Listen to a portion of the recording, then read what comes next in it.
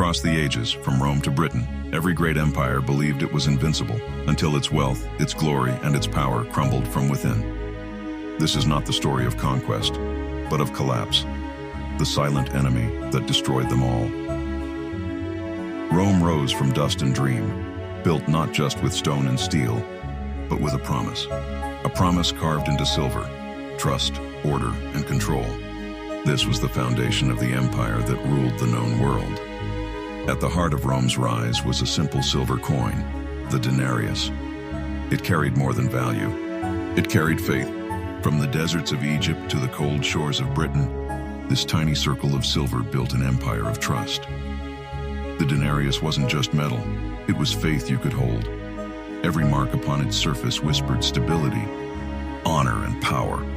Across continents, merchants traded not with Rome's armies, but with Rome's promise, carved into silver. But greatness demands a price. Every conquest, every fortress, every mile of road, all built on borrowed silver.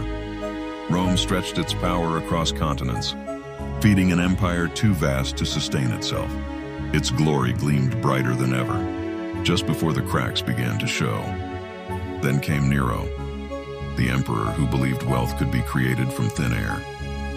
To fund his palaces, his games, and his wars, he found a new kind of alchemy, not of gold, but of deception. He ordered the silver to be thinned, less purity, more coins, and with every strike of the mint, Rome's foundation began to fracture. Over decades, the shine began to fade. What was once pure silver became hollow metal, its promise an empty echo. Rome's wealth glittered on the surface, but beneath the polish, its value was already gone. When trust dies, money follows. Farmers refused to sell their grain, soldiers refused their pay, and merchants turned their backs on silver. The empire that once ruled the world with its coin could no longer buy loyalty or even bread.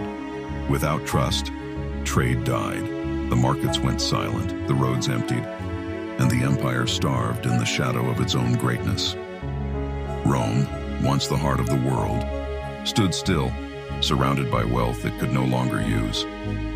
Rome did not fall to enemies at its gates, it fell to arithmetic. Its armies went unpaid, its cities unfed, and its glory turned to dust. When the money died, the empire died with it. And so ended the world's greatest civilization, not in battle, but in silence. 12 centuries after Rome's fall, another empire rose, not on legions, but on gold and silver. Spain's sails reached across oceans, and with every voyage its hunger grew. In 1545, Spain found a miracle, Cerro Rico, the mountain that glittered with silver. From this single place, half the world's silver would flow. From the Andes to Seville, rivers of silver crossed the sea. Spain became the richest empire on earth and believed the flood would never end. But more money doesn't mean more wealth, only higher prices. As silver flooded Europe, the value of silver itself began to drown. Spain's kings spent faster than silver arrived, on wars, cathedrals and palaces of gold. But behind the marble walls, the coffers ran dry. From the Netherlands to the Mediterranean, Spain's wars devoured fortunes. When the silver failed, the borrowing began, and debt became the empire's new weapon. The richest empire on earth could no longer pay its debts. Spain, drowning in silver, declared bankruptcy. The age of gold turned to the age of paper and promises. But they did not stop. Spain defaulted again and again, 1560, 1575, 1596. Each time they believed recovery was near. Each time, the empire sank deeper. By the dawn of the 17th century, Spain's silver had become its curse. The mines still glittered, but the empire they fed was already collapsing under its own weight. The wealthiest empire in history had bankrupted itself. Not from enemies, but from its own excess. The silver that made Spain powerful destroyed it. The pattern repeated. For 2 centuries, Britain ruled the waves, an empire powered by trade, and a currency stronger than gold itself. The British pound, trusted in every port, traded in every language. One currency, one empire, one promise of stability backed by gold. Then came the war that consumed everything. Britain mortgaged its empire to fight, trading gold for survival. The gold was gone, but the spending never stopped. The empire learned the Roman lesson. When there's not enough gold, print promises instead. 14. The gold standard breaks. For the first time in centuries, the pound is no longer backed by gold, only by belief. When the war ended, Britain tried to turn back time, but faith is harder to restore than gold. The currency looked the same, but it was hollow inside. By 1945, Britain had won the war, but lost the empire. Debt replaced dominance, and the pound began its long descent. 4. Bretton Woods. The pound steps down, and the dollar takes its crown. For the first time in 2 centuries, the sun sets on Britain's financial empire. 1967. Each time the pound fell, Britain fell with it, not conquered but quietly diminished. The empire that ruled a quarter of the earth, undone not by invasion but inflation. When its currency fell, its crown followed, and another chapter of the pattern closed.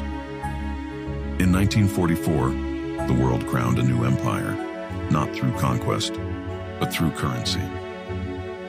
The United States dollar became the heart of global trade, as trusted as gold itself.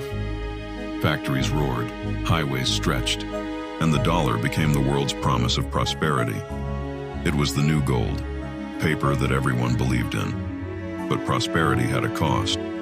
Wars in Korea and Vietnam, bases in every continent. The empire spent more than it earned. And when the gold ran low, it printed promises instead. In 1971, the illusion ended. Nixon closed the gold window. The dollar, like Rome's denarius, was now backed by nothing but trust. To save the system, America made oil flow through its currency. Every barrel traded in dollars, demand manufactured by power. But like every empire before it, the U.S. expanded too far. 800 bases, 70 nations, all paid for with borrowed money and printed dreams. In 1980, America owed less than $1 trillion. By 2025, it owes over 36. The curve is no longer rising, it's exploding. Inflation, inequality, unrest, all born from the same machine. The empire insists it's different, that the rules of history no longer apply. They always say that. Right before the fall. Stage 1, dominance. Stage 2, expansion. Stage 3, debt. Stage 4, debasement. Stage 5, inflation. And now, stage 6, loss of confidence. History never repeats. It rhymes. Rome, Spain, Britain, and now America. 4 empires, 4 currencies, 1 pattern. The only question left is, how close are we to the end? When the dollar fades, what replaces it?